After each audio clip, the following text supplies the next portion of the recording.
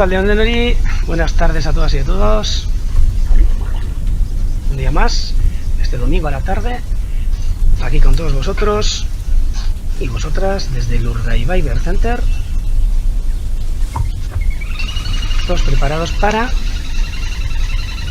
poder llevaros hasta vuestra casa un poco de naturaleza de esta reserva de la biosfera de Urdaibai.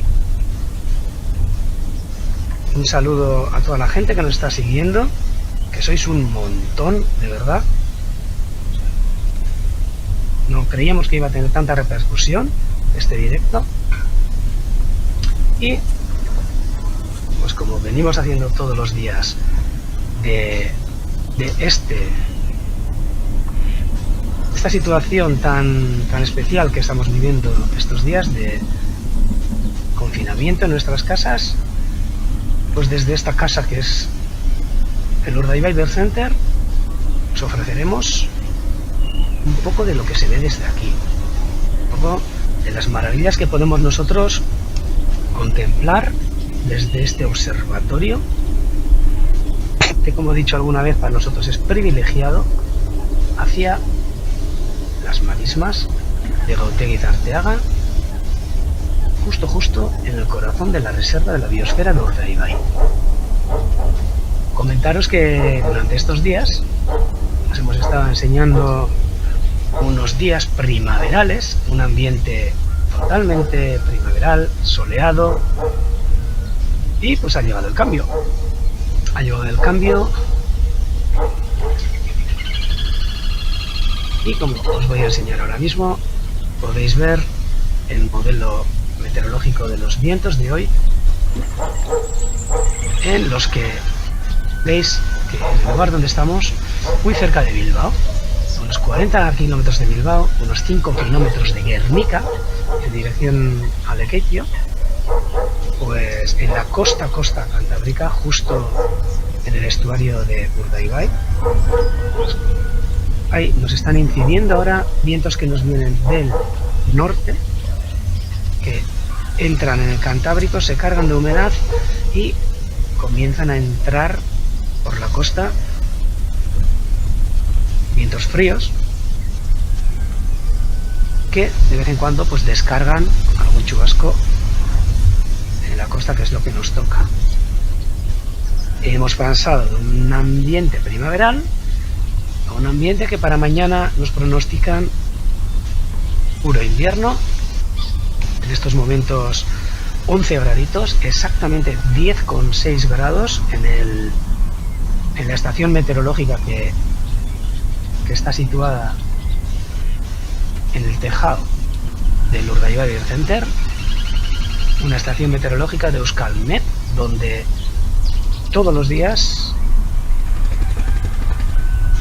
en momento real, podemos saber todos los datos meteorológicos de este lugar, tanto temperatura, dirección del viento, velocidad del viento, humedad, irradiación, un montón de datos meteorológicos que a nosotros la verdad nos viene súper bien, porque, como os he comentado varias veces, la migración de las aves depende en gran medida de la situación meteorológica existente. Y aquí nosotros, que estamos a nada, a un pispás del Cantábrico, a 4 kilómetros escasos en línea recta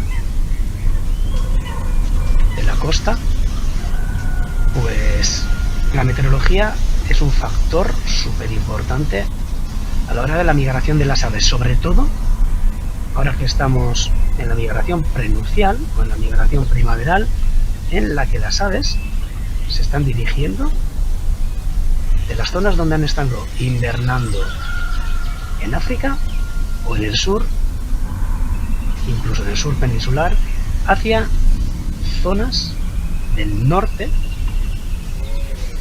incluso muy al norte de Europa, para la época de cría. Para esa época de cría, que la realizan muchas aves muy al norte, en lugares donde ya el día está alargando de tal manera que dentro de poco, en plena primavera, pues podrán disponer de 24 horas de luz prácticamente para sacar adelante sus pollos, sus nidos y alimentarlos, como quien dice, 24 horas al día. Todo un lujo, pero un lujo muy corto.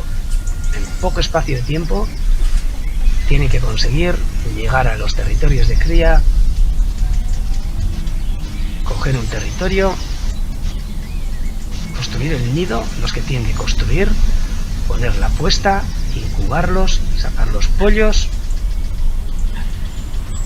y otra vez, un poco más adelante, hacia verano, empezar otra vez sus migraciones hacia el sur. Pero actualmente estamos en plena primavera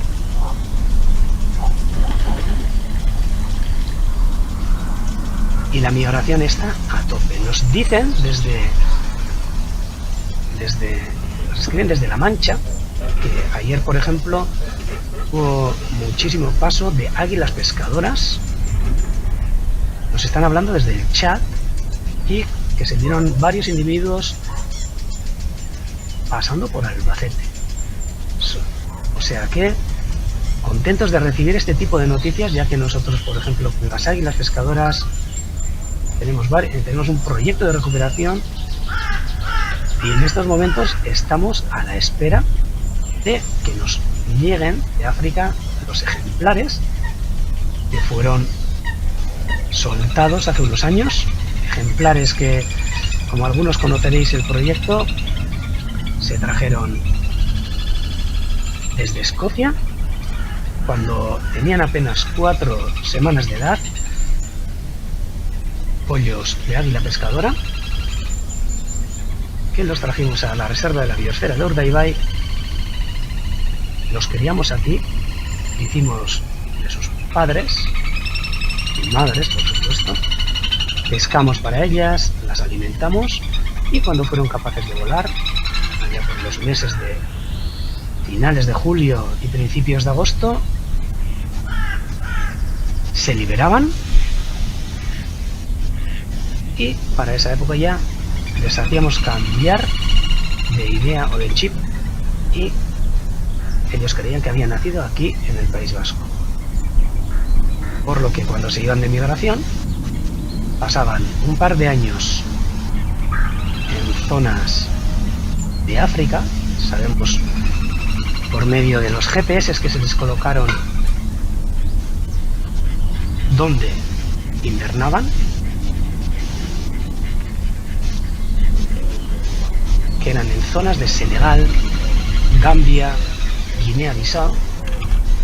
Pasaban 2 añitos y después de 2 años comenzaban a regresar a esta zona donde ellos creían que habían nacido para temas de cría, buscar pareja y sacar los nidos adelante.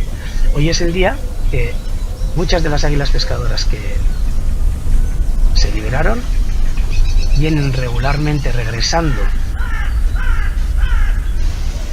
a esta zona, no solo a Urdaibai, por supuesto, al fin y al cabo son águilas pescadoras que han estado regresando sí que la gran mayoría primero venían a Urdaibai, pero luego ahí se dispersaban por el entorno y podemos decir que se han creado varias parejas. Sabemos que hay alguna águila pescadora que frecuenta la ría de Villaviciosa, una pareja que se ha creado en Bahía de Santander, que hace 2 años intentó por primera vez sacar adelante un nido, pero que no pudo ser. Algunos machos que se acercan hasta Urdaibai.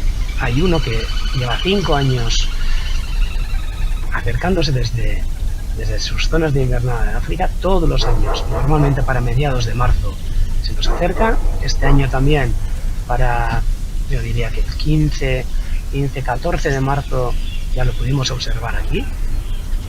Y lo pudimos observar, digo, porque llevan unas anillas amarillas, una anilla amarilla en las patas,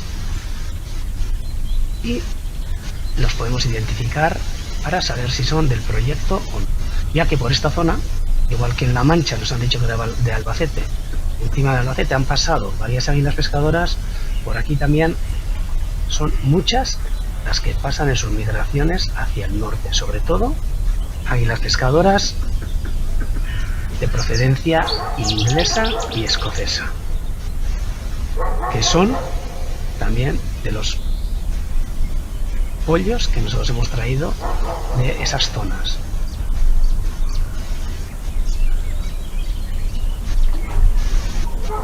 Comentaros también que el otro día, casualidad, pues apareció un águila pescadora aquí en el directo mientras todos estábamos viéndolo el martes, creo que fue, y pudimos disfrutarlo aquí en esta cámara.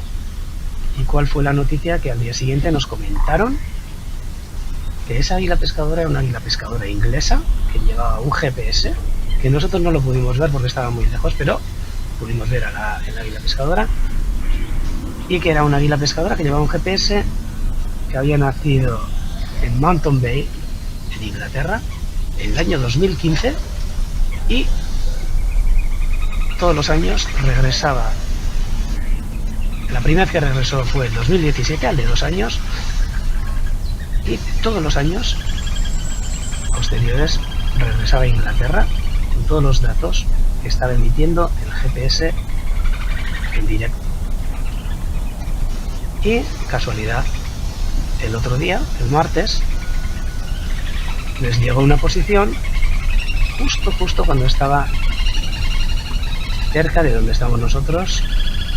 Exactamente, mira, os lo puedo enseñar, una percha que les encanta a las águilas pescadoras, tanto a las que se acercan hasta Urdaibai como a las que migran.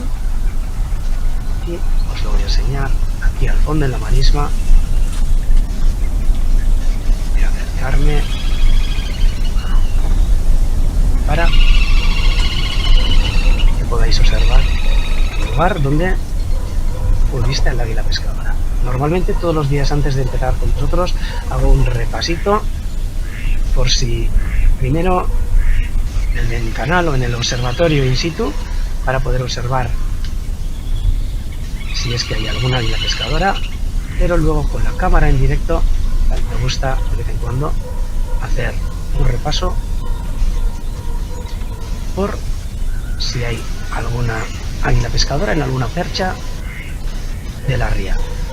Aquí podéis ver la percha donde nos mandaron los datos de el águila pescadora que había estado entre nosotros. Ahora un compañero nuestro desde su casa nos ha metido aquí en el chat una imagen de una de las águilas pescadoras exactamente en ese lugar, pero en este caso es una águila pescadora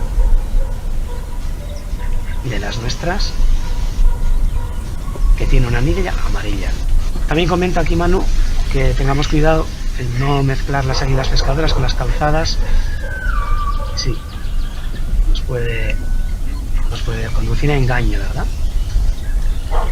Un saludo también hasta Sevilla, Galicia, hasta Pamplona, Iruña, Beasain, todos los lugares donde nos estáis siguiendo ahora mismo en directo. Pues bueno, pues hoy por ejemplo aquí no podemos ver, pues no estamos viendo el águila pescadora, pero podemos comentar también que es un día bastante especial en lo que muchísimas aves, sobre todo de pequeño tamaño, han tenido que parar debido al frente este que se nos está acercando por el norte. Bueno, mejor dicho, ahora mismo casi noroeste, norte-noroeste, que es donde ahora mismo estamos enfocando con la cámara. Días anteriores que hemos visto unos atardeceres soleados, preciosos, pero el de hoy también un atardecer precioso, más típico aquí en el País Vasco, nublado, y en este momento no precipita, pero ha estado cayendo antes fino sirimiri, bastante fresco. Como os he dicho, 11 graditos en las inmediaciones de la laguna de Erueta, en las marismas de Gautegi de Arteaga, en Urdaibai. Y bueno, pues vamos a empezar un poquito a observar qué es lo que se nos ha acercado esta tarde. Os tengo que comentar también que la pleamar, hoy además al cambio de hora, pues se nos queda un poquito lejos, sería a las 8:20 de esta tarde, por lo que en estos momentos hay una marea baja. Comentaros también, mira, nos vamos a acercar ahora por ejemplo al islote de las espátulas, pero vemos que ahora mismo hay una espátula, la podemos ver aquí al fondo, descansando, un ejemplar adulto que se le ve toda la cresta, que es el modo del viento, precioso ejemplar que creemos que será alguna que ha estado ya varios días por la zona, ya que aquí de haber estado ya observando tantos días y demás, bueno, nuestro trabajo está aquí, ¿verdad? Pues nos damos cuenta que las espátulas que una vez que llegan, primero, cuando llegan en migración, primero suelen estar bastante esquivas y suelen estar un poco temerosas del sitio que han llegado, suelen estar muy alerta y normalmente se sitúan en otras zonas de la laguna. Ya luego, una vez de que se vayan acostumbrando y ven que no corren ningún peligro, empiezan a acercarse un poquito más a alimentarse y a usar este islote que veis, que nosotros le llamamos el islote de las espátulas, pero que ahora mismo podemos decir que es el islote de la espátula y el ánade real, macho y una hembra, que están aquí en la esquina del islote. Pero estos días de cambios de meteorología suelen sedimentar aves. Ahora algunos además podemos estar viendo unas golondrinas y unos avellanos tapadores, pero nos vamos a acercar a este grupito de espátulas que creemos que es nuevo, que acaba de llegar hoy al mediodía, hoy a la mañana no estaban. Vamos a acercarnos un poquito. Hay unas 9 espátulas, parece que hay menos, pero hay unas 9 espátulas en total. Sabemos que una de ellas además lleva una anilla que seguramente le ha sido colocada en las islas Frisias, en los Países Bajos o en zonas de la costa danesa y de Alemania, del Bodensee, donde lo suelen anillar. Y creemos que son recién llegadas porque están bastante lejos en la marisma, en una zona donde ellos lo toman muy segura. Y después me imagino que un rato de descanso empezarán otra vez a activarse, sobre todo para alimentarse. Espátulas que este frente les ha pillado en migración y pues bueno, han tenido que parar o han decidido pararse aquí en la marisma de Orueta, en las lagunas de Orueta. Como suelo decir todos los días, estos días así de primavera, bueno, nos podemos esperar cualquier cosa, entre comillas, claro, cualquier especie de ave que se encuentre migrando y que se le ocurra que tenga la necesidad de parar entre nosotros, como es el caso de estas espátulas. Esperemos que sigan algunos días más con nosotros.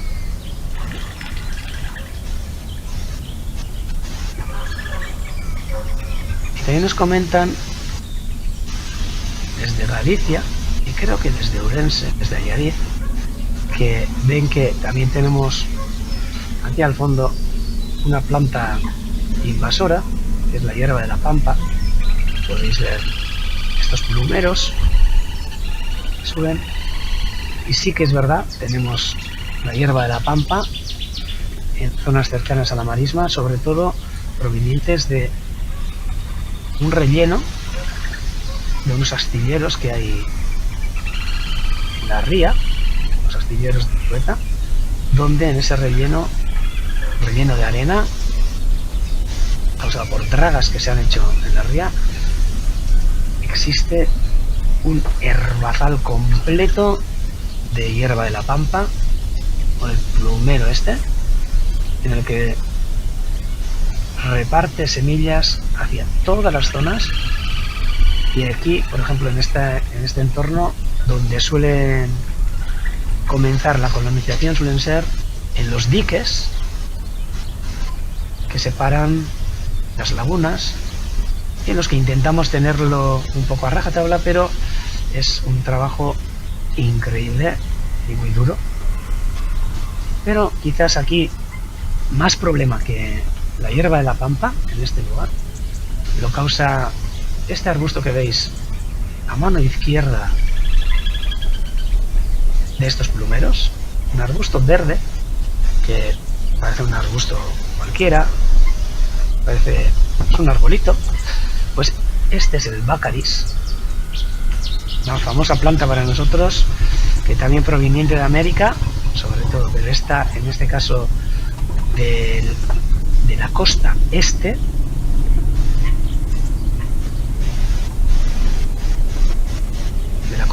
americana, que es el Baccharis salinifolia, o la chilca, que aguanta la salinidad y que se empezó a extender por alguna bahía francesa, algún estuario francés, creemos que era en Arcachon, que se trajo hace muchos años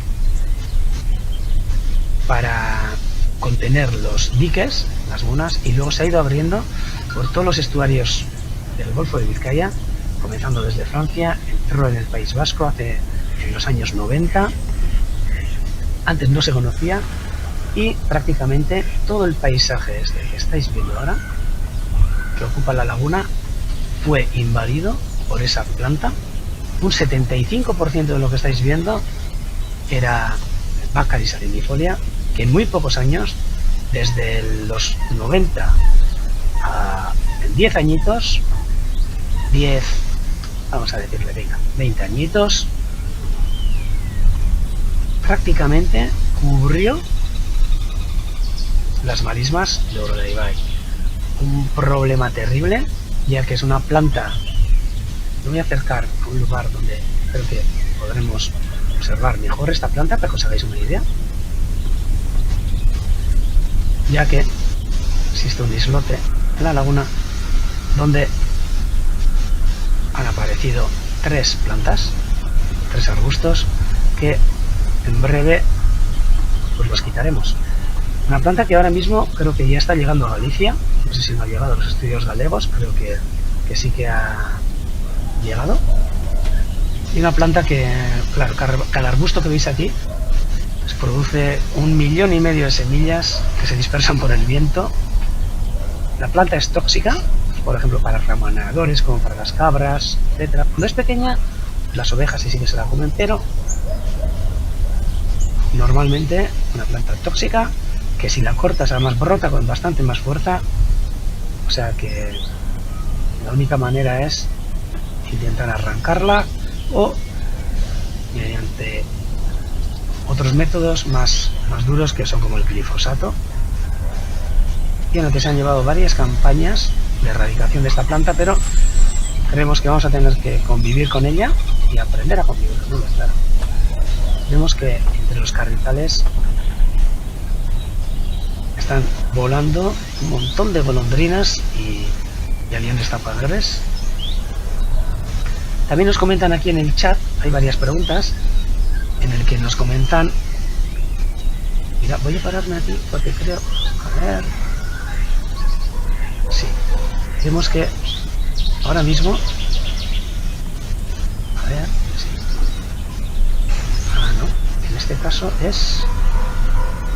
hay un paseriforme pequeño ahí entre los carrizos que vemos que un poco tiene pinta de mito, pero la parte de las golondrinas ahora se ha metido atrás del poste, que me gustaría verlo. Lo podemos ver ahí muy lejos, sí, parecen mitos que están por el carrizal. porque pueden ser también pájaro moscón, pero bueno, no lo podría asegurar. Entonces, bueno, pues nos están comentando aquí en el chat cuál es la mejor época para acercarse al Divers Center, y deciros, pues lo que digo siempre, que todos los días son distintos, todos los días hay algo interesante.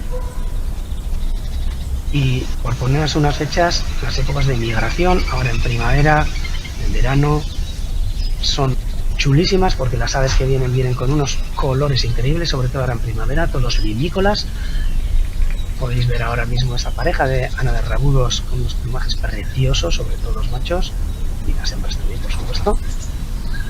La invernada es una gozada, ya que suele estar la laguna sobre todo llena de anátidas de varias especies, muchas especies, algunos limícolas invernantes, pues archides claros. O sea que yo os aconsejaría cualquier época del año, tampoco, pero en épocas de invierno y en migraciones. Y en época de cría también tiene su interés. Los meses de junio, que baja el nivel de la laguna, en mayo, que todavía se pueden observar limícolas que todavía no han subido hacia el sur, como los correlinos comunes, que se dirigen hacia zonas súper lejanas de Islandia y Groenlandia.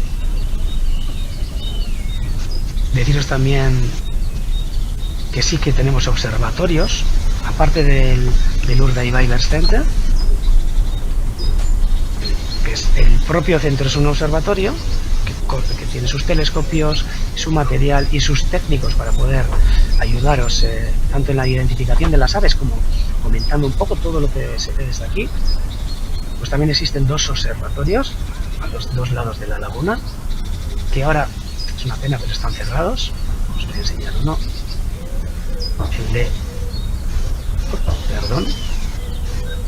El de Orueta a pie de Marisma, este que veis aquí, el de Ozollio, un observatorio donde prácticamente las anátidas se acercan a pocos metros del observatorio, un observatorio maravilloso, y otro observatorio en la otra parte de la laguna, que no os lo puedo enseñar porque me tapa el poste de la cámara, que es el observatorio de Orueta, que está a escasos 3 minutos del centro.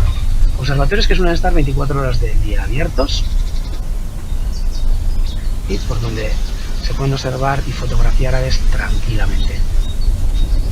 Aves como estas espátulas que muchas veces se acercan muchísimo, o aves como el ave toro, que en invierno, no ahora, suele andar por nuestros carrizales.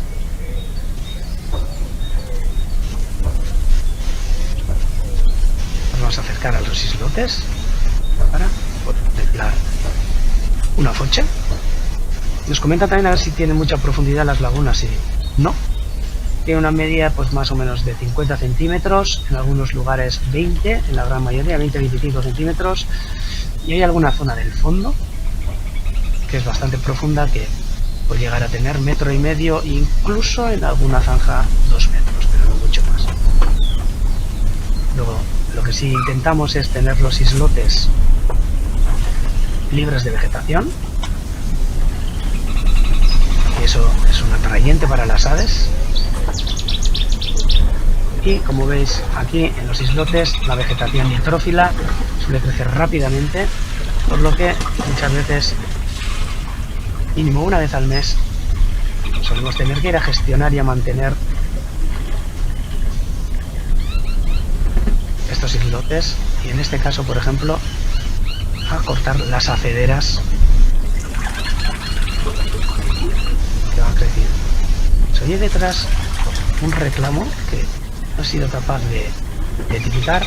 Vemos hoy que los islotes sí están bastante vacíos, y aquí suele ocurrir a veces que cuando entran los frentes, cuando comienzan las lluvias, las anátidas, muchas de ellas, por ejemplo los silbones, muchas de las aves que suelen estar aquí suelen salir hacia el estuario,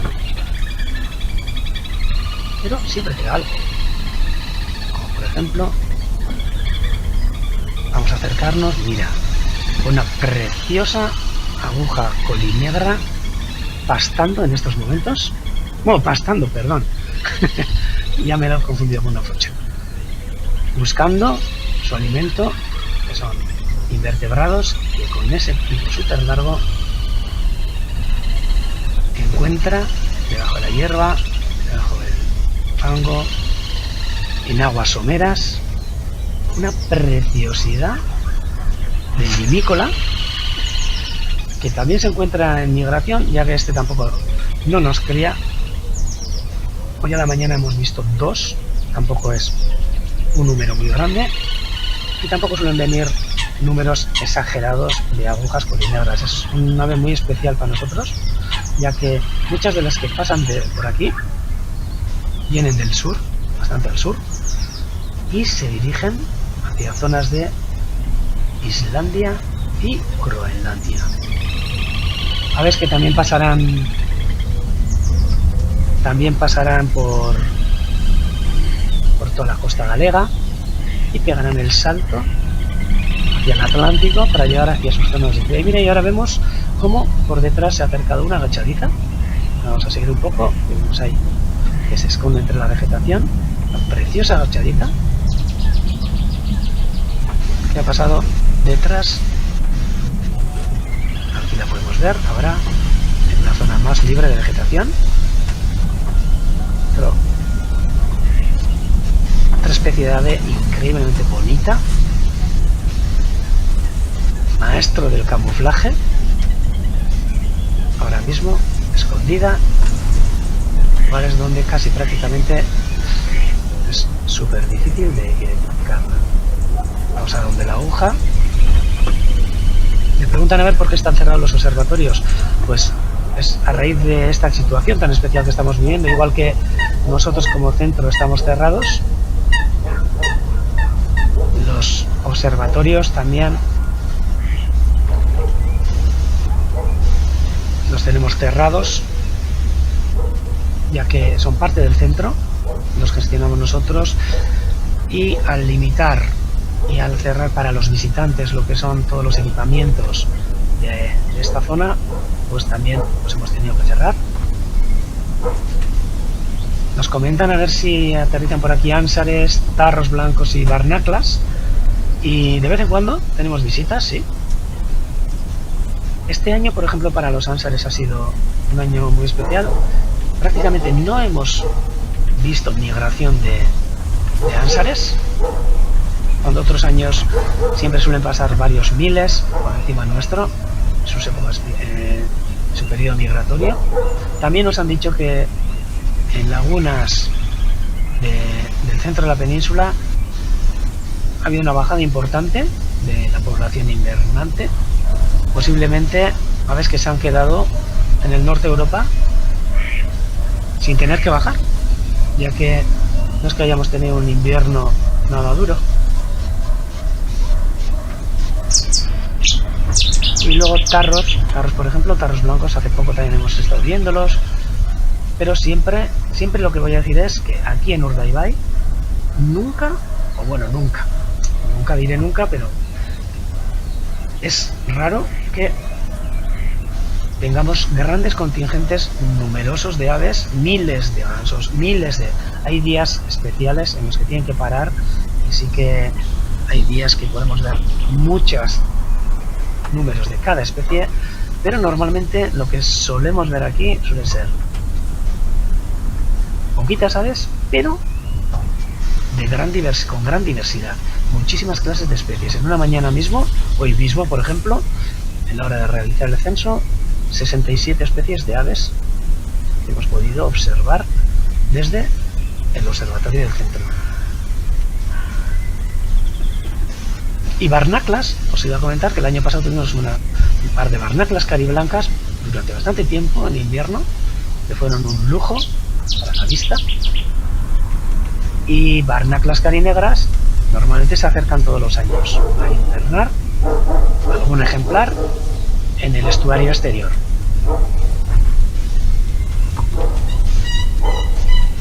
Y los tarros blancos Sí, los vemos. Y algún tarro canelo también ya hemos visto, seguramente escapado o asilvestrado de algún parque, de algún lugar. Aquí seguimos viendo la agachadiza. Y antes se me ha olvidado comentaros que estos limícolas que estaban aquí, estos son archivedes claros, de un grupo bastante numeroso, de unos 70 archivedes claros, que todavía se encuentran invernando en la laguna. Vamos a seguir. A ver, otras especies. Podemos ver cómo estas cercetas tranquilamente, plácidamente descansando.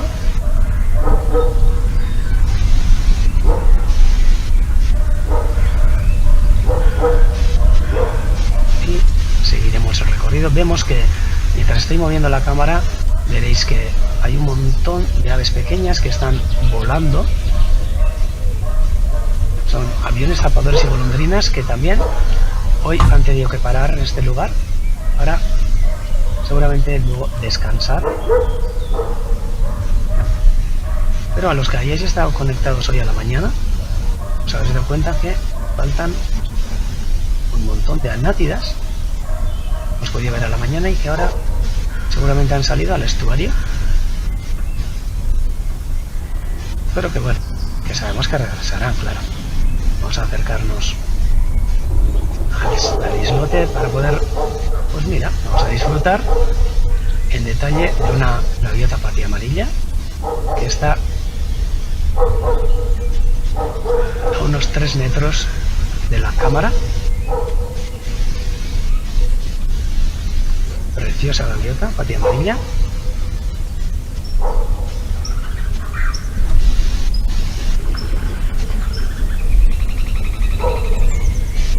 Una adulta.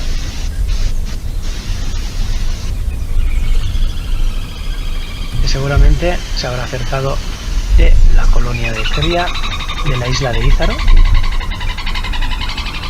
Es una de las mayores colonias de gaviotas que tenemos aquí en la costa del País Vasco, por lo menos. Gaviota patía amarilla. Veis también el porqué del nombre. Preciosa. Y otra ave preciosa que también seguramente se nos habrá acercado de esa isla donde mantiene una colonia de cría, que es la garceta común. Preciosa, súper cerca de la cámara, en el que se puede ver con todo detalle el plumaje, que está cambiando ahora mismo a un plumaje nupcial.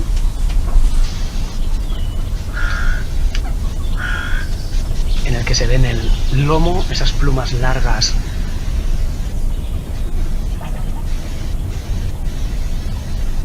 y en el pecho también estas largas plumas que le están creciendo. Ahora podemos decir que se está poniendo guapo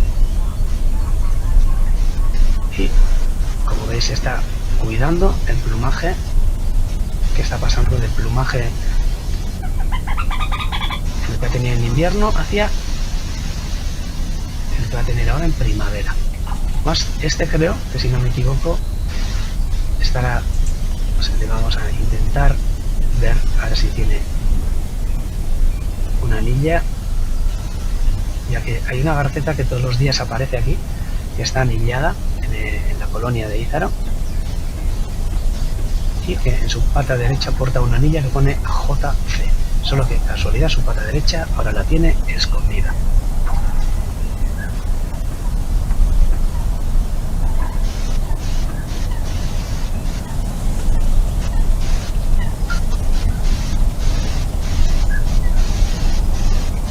Bueno, y en este día tan especial, en el que también hemos tenido durante todo el día una boceta. Hace media hora, bueno, hace media hora no, hace una hora cuando me he acercado la he podido observar, pero parece que en este momento estará comiendo en algún lugar de la marisma, donde no lo puedo detectar. Ahora pasaremos a realizar la visita, la misma, en euskera. A ver, me comentan aquí también a ver si en Ízaro crían más aves que las gaviotas. Sí, por supuesto que sí. En Ízaro, como os he comentado, hay una colonia chulísima de garceta común y de garcilla bueyera. Luego aparte crían también paíños, quizás alguna pareja de cormorán moñudo, por supuesto gaviotas patiamarillas, y los últimos 3-4 años viene creando, por primera vez para el País Vasco por lo menos, una pareja de gaviones, gavión atlántico, por lo que es una isla, es una gozada. Algún día os hablaré exclusivamente de la isla, con las fotos y demás, y os prepararé un pequeño reportaje sobre la isla. Pero ahora pasaremos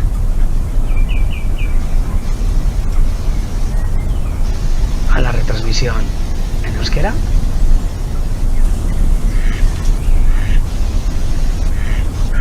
Y cada vez que pasamos de una retransmisión a otra, os voy a enseñar cómo es el centro y en qué trabajamos en el Urdaibai Center, para que os hagáis una idea y vayáis haciendo boca para poder venir a visitarnos una vez que pase esta situación.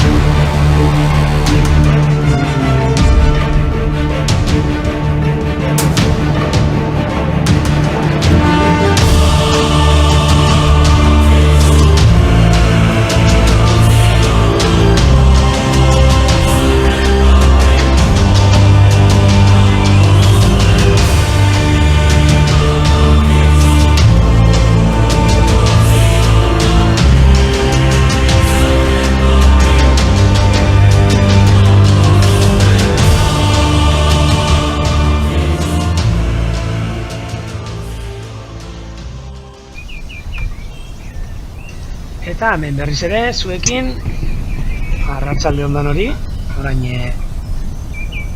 euskerako atala zaiko dugu, eta berriz ere zuekin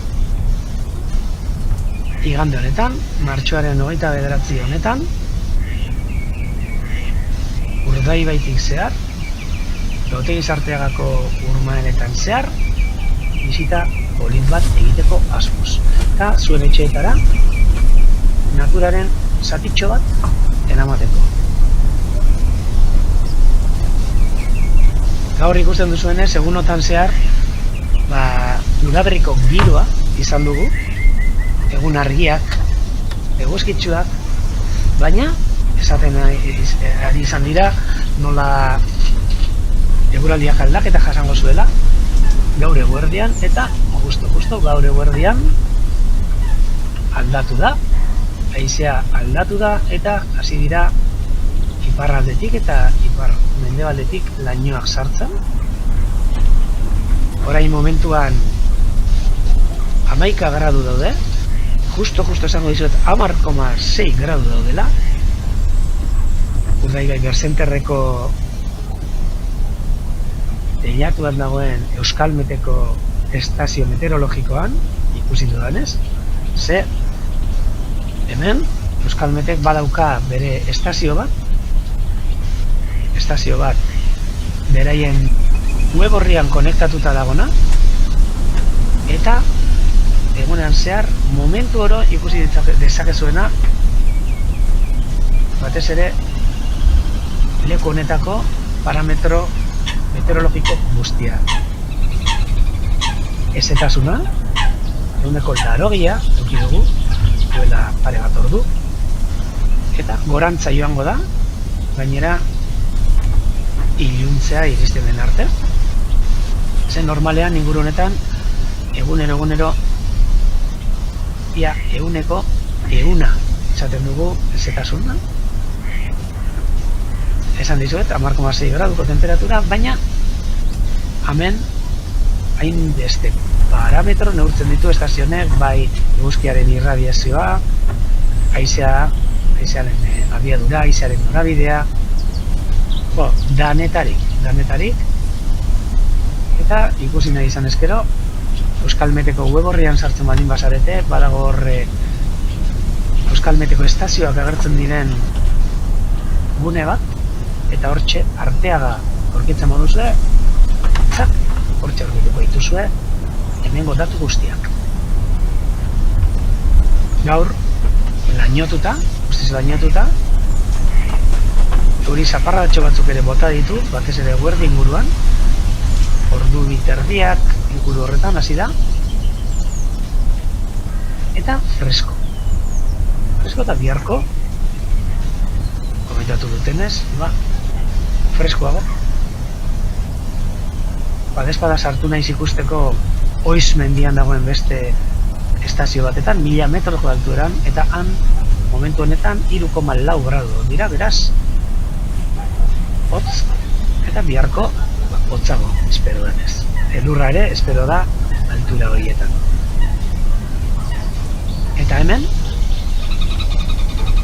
eguraldiari buruz berba egiten da zergaitik, eguraldia oso garrantzitsua da hegaztien migrazioan, eta erabat baldintzatzen du migrazio hori. Erakutsiko dizuet zelako haizeak ditugu ontxe momentuan. Esan duzue, iparretik datozkegun haizeak, Kantauri Bizkaiko golkotik, itxasotik bertatik, joten digute Urdaibain zuzenean, eta honek haizeek eta eragiten dute hegaztiak. Iparrerantza doazen hegaztiak, hainbat aldiz pentsatzen dute itxasora salto egin, ala ez egin, gara jauetan, orain migrazioan bete-betean dabiltza, hegoaldetik iparrera, eta haize horiekin honekin eta fronte honekin topo egiten dutenean, sarritan erabakitzen dutena izaten da fronte hau basartu arte edo igaro arte lurrera jaistia, eta horrelako ezegunetan atxeden hartzera eta elikagai zornitzera gelditzea, ezta? Oso tipikoa izaten da ontsa udaberrian, horrelako fronteekin, gotik datoskigun fronteekin, hegaztiak berton pausatzea. Ikusiko dugu bihar, abertze gertatzen den, bihar goizerako, eta espero da egun, hainbat eta hainbat izatea, gure artean ikusiko dugu zen hegaztiak, gaur arratsaldean ikusiko dugun moduan. Komentatu ere, orain momentuan marea behan dago, igoten dago, baina itsasgora arratsaldeko 8 eta 20an izango da. Itsasbera justo ordubiak eta laurdenetan izan dugu, eta horrek ere garrantzi handia dauka gure inguru honetan hegaztien joan etorrian, ze marea behan egoten denean hegaztiak asko eta asko joaten dira, hurbiltzen dira kanpoko itsasadarrera, elikagai bila eta janari bila. Naiz eta beti hemen ere gelditzen diren batzuk.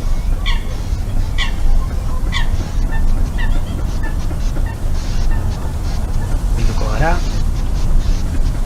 gure lagun batzuk ikustera, ia egunero ikusten ditugun lagunak, ugarroiak.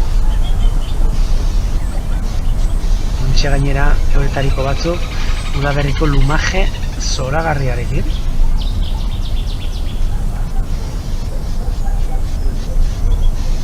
Lasai asko, lotan arrano arrantzaleari jartzen diogun abiatan. Abia honek lehen adar gehiago zeuzkan, gu jarritakoak, baina zikoina bikote bat izan dugu Luisipeñean, gure inguruan beste zuhaitz batetan egin duten abiarako materiala bertotik hartze zutena. Horako lapurreta txiki batzuk egite zituzten adar batzuk gure abia honetatik hartu eta berein abiara eramaten. Beraz, beste egunen batean, inork espaldin badie jartzen behintzat, gu jarri beharko diegu, hemen algoko pertsa hau, eta esango duzu, zertarako jartzen ditugu nolako posteak, eta esango dizuet. Abi hauek eta hartzen ditugu arrano arrantzaleari erakargarri egiteko, gure inguru hau, eta arrano arrantzalearekin daukagun proiektuan, bueltan etortzen direnean, etxe bizitza bat eskaintzeko, ezta? Arranoi ere. Arranoi gustatzen zaizkie, holan abiak oso altu kokatutakoak, horrelako postietan eta telefoniako posteak dira. Eta horrela jarritako abiak asko gustatzen zaizkie, erabiltzen dituzten noski, baitu hainbat eta hainbat argazki, arrano arrantzaleenak, bertan agertzen diranak, bertan erakutsiko ditzuet, segurenik, argazkiren bat, eta hemen erakutsiko dizuet, aurtengo udan ateratako bideo polit bat, arrano arrantzale bikote bat, hortxe bertan ikusten duzuen abian, abia honetan, lasai asko,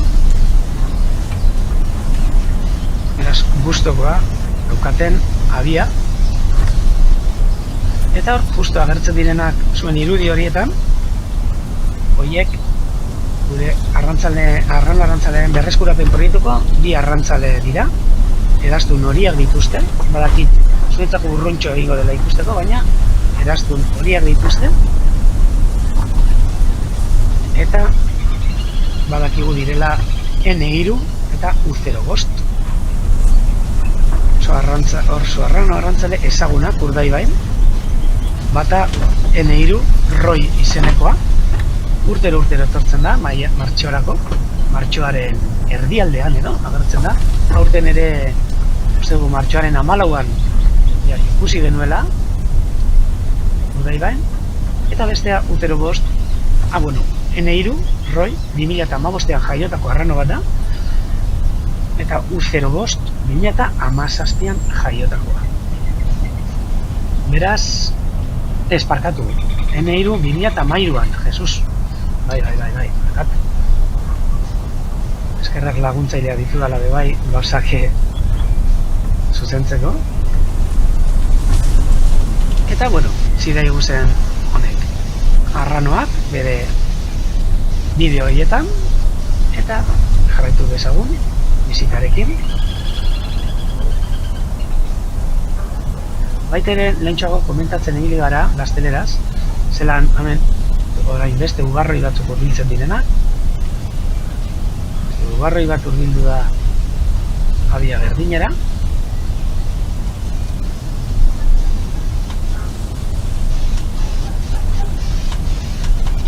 Hortxe argazkietan ere txatean ikusten duzue N3, arrano arroi.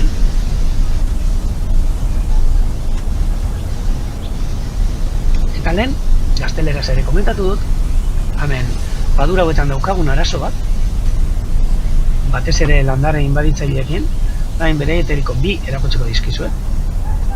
Hemen fondoan ikusten dituzuen numeroak edo pampako belarra.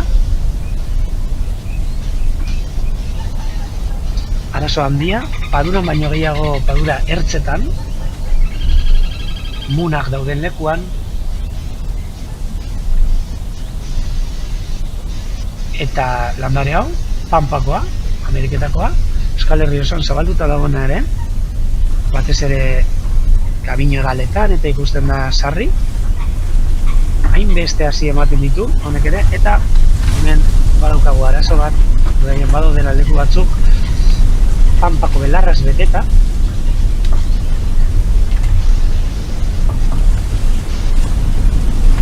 eta oso zaila kentzeko, benetan. Baina, badago beste landare bat, eta da, ontxe aurrez aurre ikusten duzuen zuhaizka hau, hemen hiru zuhaizka ikusten dituzue, justo lesken artean da, hien artean, hau bakariza da, bakariza limifolia da latinezko izena, baina txilka ere deitzen dute eta Ameriketako beste zuhaiz bada, eta hau ere, hau kasualitatez da gainera, zehazki, Amerikako ekialdeko kostakoa, Long Island da inguru horretakoa, eta, bueno, garai batetan ekarri zen ona, ez duela ez asko, ekarri zen Frantzia inguruko Bizkaiko golkoko horrelako zenada batetara. Hortxe ikusten duzue bakarizaren banaketa mapa, originala behintzat. Eta jarri zen Arkaxon inguru horretan, munak eta eusteko, lurrak eusteko, baina eskuatatik joan zitzaien eta danera edatu da, inbaditzaile bihurtu den arte. Guk hemen Urdaibain, 80garren hamarkadan ikusi genituen lehenengo landareak, izan ere gainera landare bakoitzak, hemen ikusi dituzue 3 zuhaizka, zuhaizka bakoitzak 1,5 milioi hasi emoteko gai da zuhaizka bakoitza, eta hasi horiek haizeak eramate ditu, algodoia dugu batea izatea moduan, eta edonun sustraitzen da, erne egiten da edonon, eta batez ere gustatzen zaizkio badura ertzak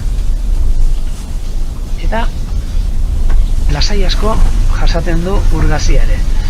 Izatez, landare toxikoa ganadorentzako, txikitxoa danean ardiek eta jaten dute, eta gu baditugu latxa arrasako ardi batzuk laguntzen digutenak, hau, urtxo bat zuzen eukitzen, baina garai batetan, hemendik ikusten duzuen paisaia guztiaren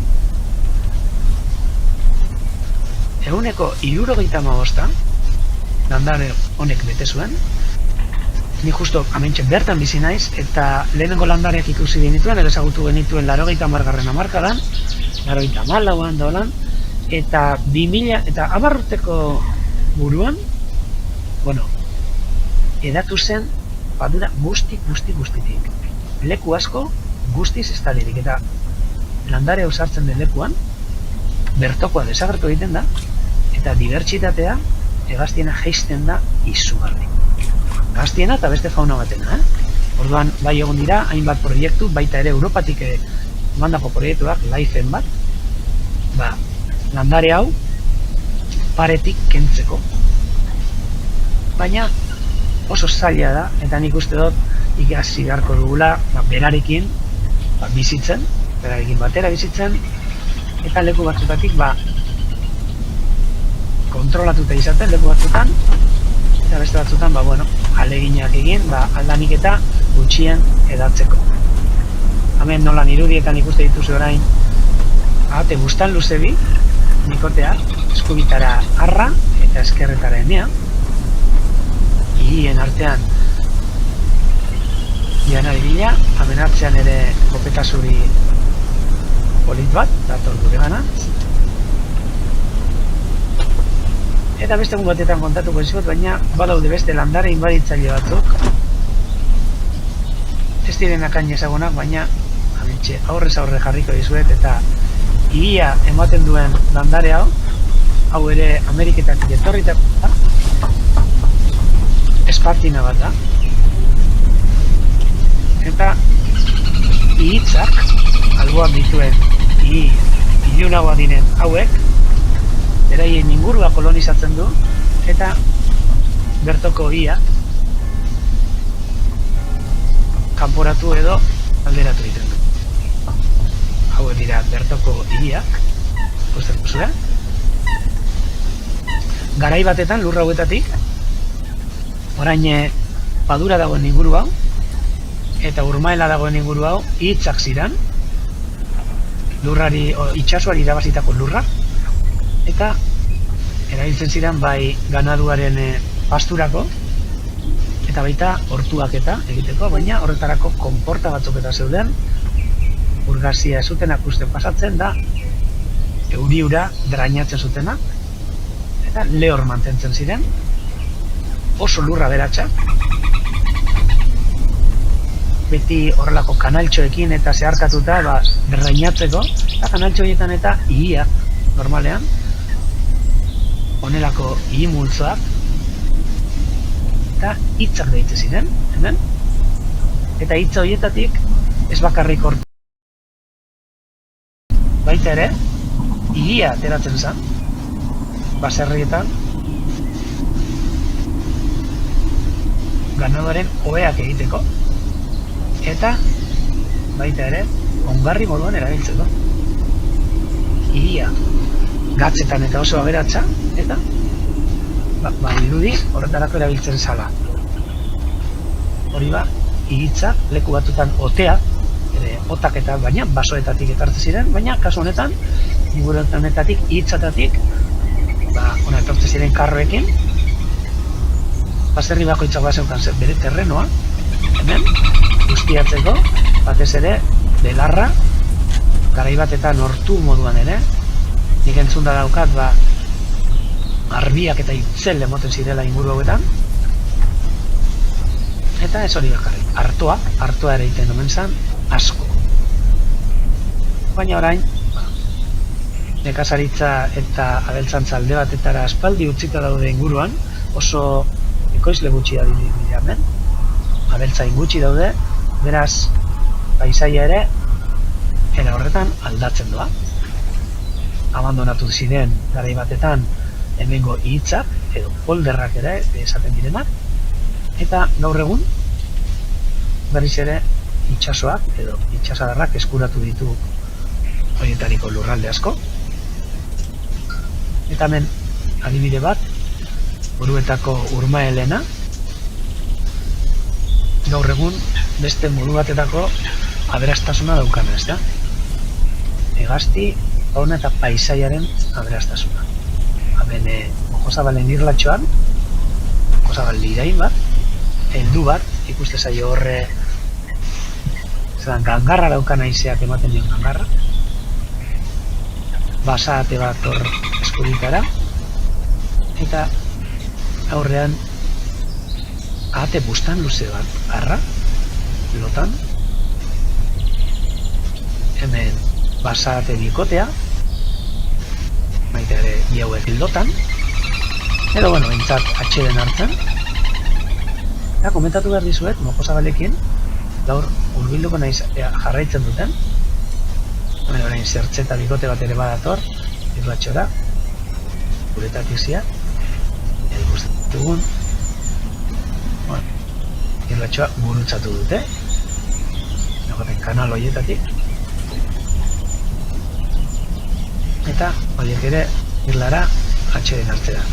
Asko gustatzen zaien irla bat da, ze landaredia gutxi daukan irla, hori da gustatzen zaiena, baina Mojosabalekin aritu gara eta komentatu behar nizuen, gaur hainbat Mojosabal iritsi direla eguerdian, eta seguruenik eguraldi kaskartze honek eragin da. Migrazioan segintzan Mojosabalak, gure inguruan gelditzera behartu ditu fronteak, eta hemen bederatzi bat Mojosabal, eta gainera gu sarritan konturatzen gara zeintzuk Mojosabal izaten diran iritsi berriak diranak, ze iritsi berri direnean Mojosabal horiek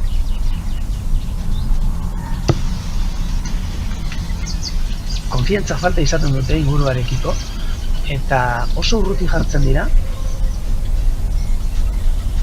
lasai egoteko atxeden hartzen, eta gero ja ikusten dutenean ez dagoela inungo arriskurik, orduan txasiko dira mugitzen, da elikagai bila,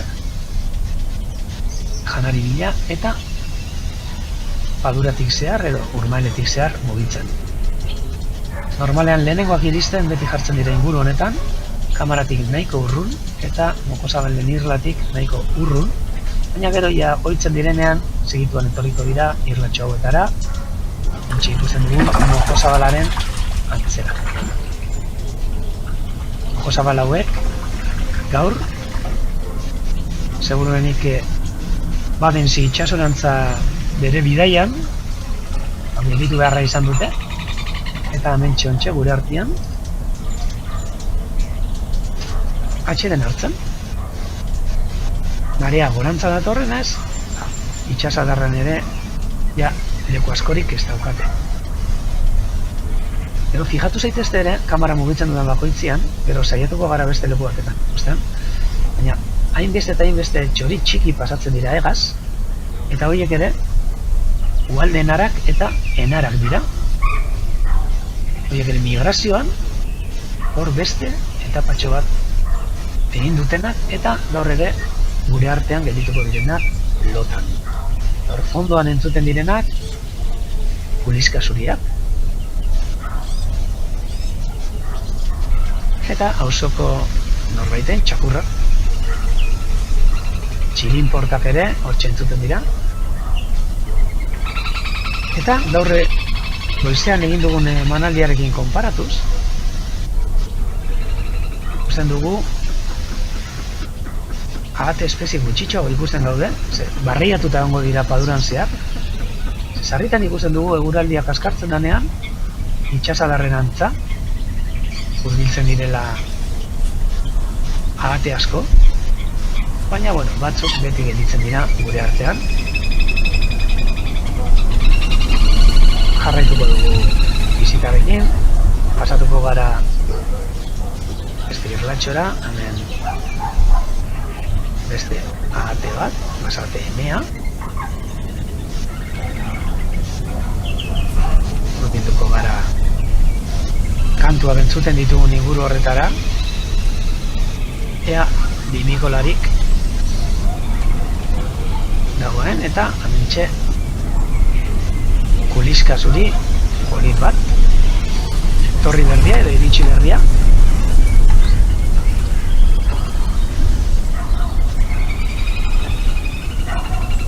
Atzota ikusi genituen iaia 60 taldeak, baina honezkero ondino behintzat segurenik kanpoko paduran egongo dira.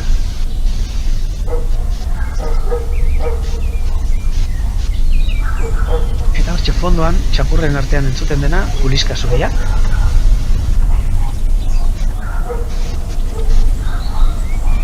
Arraitu daigun irlatxoan zehar.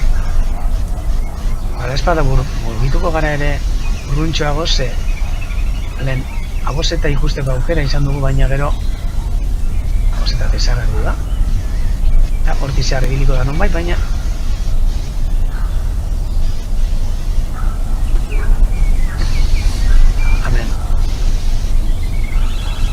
lehengo polderrak izan zireneko esi baten egur bat, sarritan hegaztiekin erratzen gara, jende asko etortzen da eta ikusten du, eta hemen zona bat, lehen esan dizuedan belarroiek edo ihi mota horrek guztiz estalian. Hau kolore argikoa ikusten dana, hori da espartina. Espartina mota asko daude, eta espartina hau kanpotik ekarritakoa da. Itsasontzietan uste da hasiak pegatuta edo, eta gero berton zabalduta, baina arazo oso handia daukagu, batez ere inguru honetan, ze ihiak bakarrik ikusten dira hemen aurreko partean, baina beste guztia landare inbaditzari hori da, oso zaila kentzekoa gainera. Hori bai, saiatzen gara irlatxoak garbi izaten.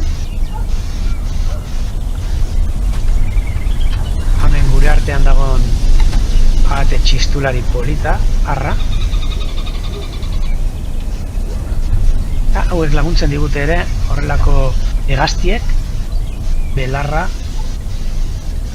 neurrian izaten eta hegaztientzako leku aproposa egiten atxeen hartzeko. Inguruan ikusten ditugun belarra handi hauek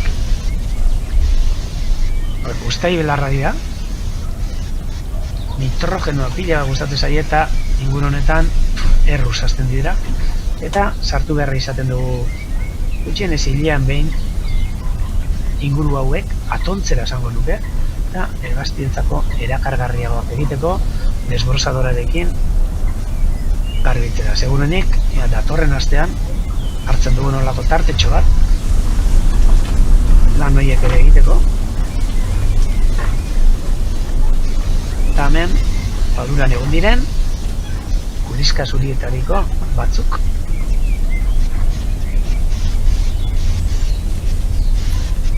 Eta dagoeneko ja fondoan hasi dira hegaztiak arratsaldeko orkestarekin edo arratsaldeko kontzertuarekin edo saioarekin eta hor fondoan entzuten da zozo bat etengabe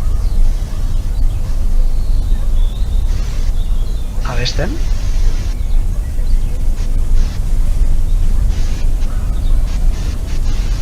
Jarraituko dugu, ez da purtxo bat. Horre txilinportak, ontsi entzuten diranak. Eta ea txilinportaren bat ikusten dugun. Oso eskutuan egoten diran hegaztiak, sarritan uraztian, beraz ikusteko nahiko zaila dianak. Horbilu gaitesan burgesa eta burgazia baratzen dituen muna txaketara. Hortxe, urgeza, goiko partean da urgazia bekoan muna honek banatuta eta urgezatan hortxe ikuste dituze zenbat diren goiko gara. Horti pasatzen ari diren ugalde narak batez ere eta enarak gelditu gabe etengabe janari bila uretatik ateratzen diren intsektuen atzetik etengabe nik esango nuke ehundaka batzuk daudela ikusten duzu ezelako taldeak mugitzen diren gelditu gabe eta egia esan inguru hauetan izaten dute gero atzo eta komentatu dizuen moduan leskadi hauek izaten dira lo egiteko erabiltzen dituzten lekuak. Beraz orain elikatzen ari dira leskadi inguruan, baina gero hemendik eta pare bat ordutara iluntzian hortxe leskatan sartuko dira eta bertan emango dute edo igaroko dute gaua. Atzo bertan goizean hainbat ikusteko aukera izan genuen erakutsiko dizuet ea aurkitzen dudan nola jartzen diren leska horietan eta hemen goiko partean iruditxo bat nola hegazti hauek ehundaka hegazti ualdenara eta enarak horrelako leskarietan gaua pasatzen dutenak beraien migrazioko etapatxo batetan.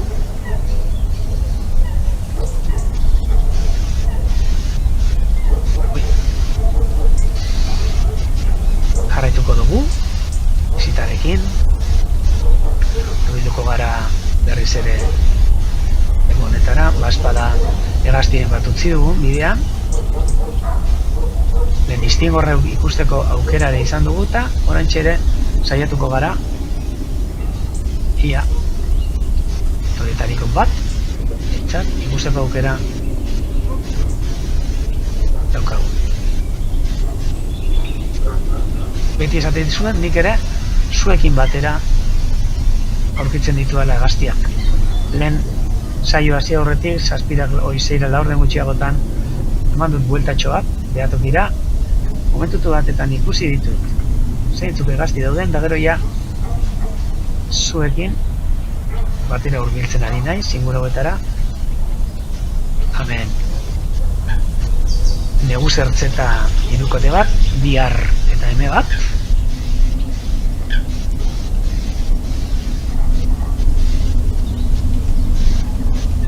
Hor argazkian ere ikusten dituzue enarak migrazioan egaz.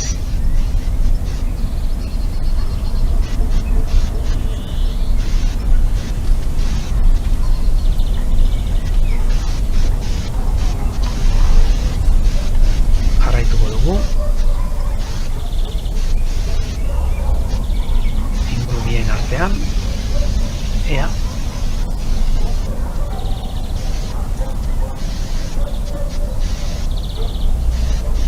Bestelako hegaztirik aurkitzen dut.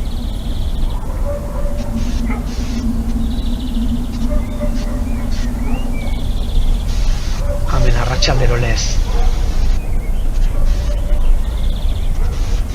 Kopeta zuriak belarra jaten. Batzutan uroioekin ere egoten dira. Horren momentuan ez dut uroioarik ikusten. Baina, kopeta zuri talde polita. Atzean okiliak entzuten dira, okil berdea esango neuke. Hortxe. Okil berdea eta txilin porta. Eta txakurra noski. Eta hemen beste kopeta zuri batzuk. Eta hemen ikusten duzue beste izaki batzuk bai, beste fauna bat etortzen dela inguru honetara, eta dira, basurdeak. Hainbestetan ikusten ditugu. Inguru honetan, badago landare bat, hiri baten antzekoa, euskeraz ez dakit izena, baina bazeraz kastañuela ditzen zaio, eta daukatlako sustrai potolo bat, eta hori jatera gustatzen zaio pilo bat, eta hortxe egintzen dira, badure inguruetan, turra sartu eta lurra altxatzen. Sustrai horrek jartzen, klaro.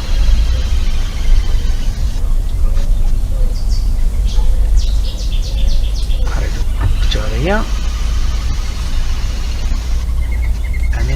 Hemen bai, beste hegazti polit bi, pentsatu izan dut, ez dugula ikusiko, baina hemen, ulizka, guztan beltzak, bi, orantxe momentuan, unan. Hori ikusten duzuen kajatxo hori, ezkerretara, hori kameraren kableak datozen lekua da. Eta, alboan, kulizka bustan beltz bikotea. Untxe momentuan, berain moko luzeekin, zizariak, intsektuak, eta hainbat ornogabe bilatzen lanetan.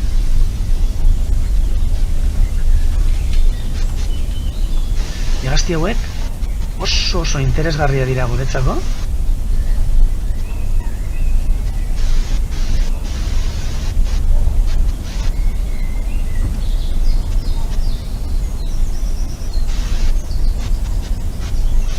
Migrazioan dabiltza, hegoaldetik etorri dira, eta hauek pasatzen direnak hemendik gehienak Islandia eta Groenlandia ingurura joango dira. Beraz, oraindik kilometroa gelditzen zaizkie joateko, iristeko gintzat, eta bertan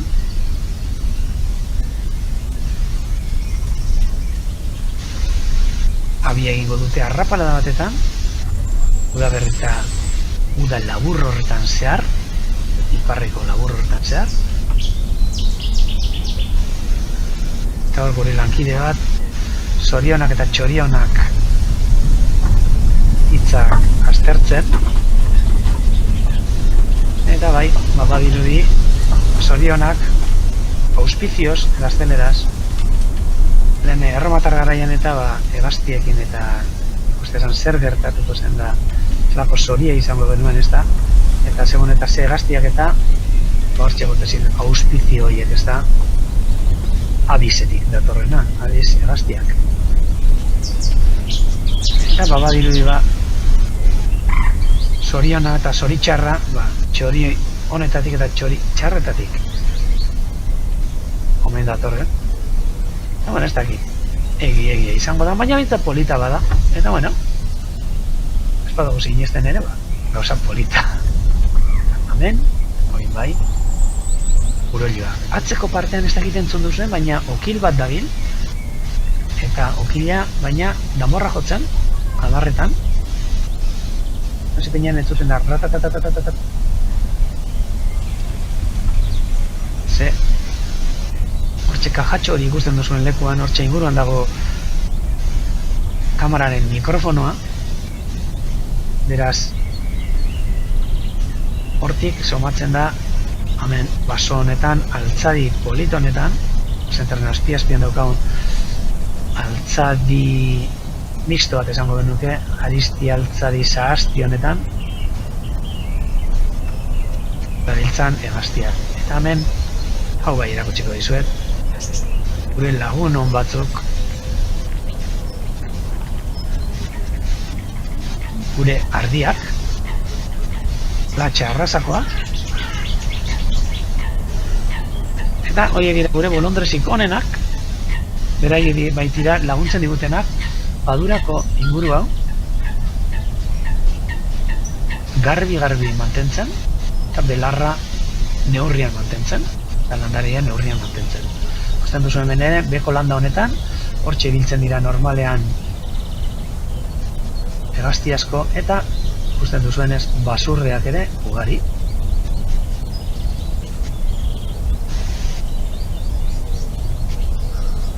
Eta bukatzen joateko, hurbilduko gara irlatxora. Eta pena ematen ditze, hasi aurretik ordu erdien lehenago aboseta ikusteko aukera izan dut, eta pentsatu dut, denok ikusiko genuela, baina jale egin digu, eta segurenik hortxe biliko da paduraren beste lekuren batetatik aurrera tatzera.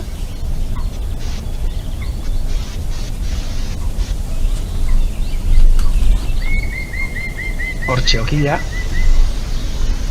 fondoan entzuten izan dara, eta guazen ikustera, beti egiten dugun antzera, azkeneko bidaitxoa, irlatxo honetatik, ea baldin badago hegaztiren bat detailean ikusteko. Baina ikusten dugu lehen hemen lertxuntxo txikia egon da, lumak atontzen, eta orain ikusi genezakena bakarrik, bere lumak dira, kendu dituen luma zarrak, eta bera den arrastorik ez.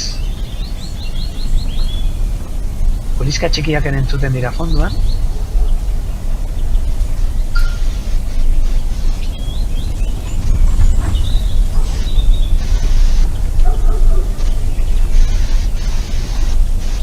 Ja, gaur, hemen irlatxoan hegazti egointzet kale. Bai, landareak pilo bat, mendi gutxira, uste ditugu landare nitrofiloak esan dizkizuet, eta hemen sendabelar modura erabiltzen den landare polit bat, zain belarra, desenfokatu egiten zait, ez da gizerretik, zain belar, hainbat zain belar mota egoten dira inguru honetan, baina hauxe da, erabiltzen dena, baina hemen erruz hasten dana, dago nitrogeno piloarekin, hemen zain belar elegante bat, bai iztarriko arazoentzako, baita ere trokatuentzako eta erabiltzen den landare edo sendabelar nintzako nahiko garrantzitsua.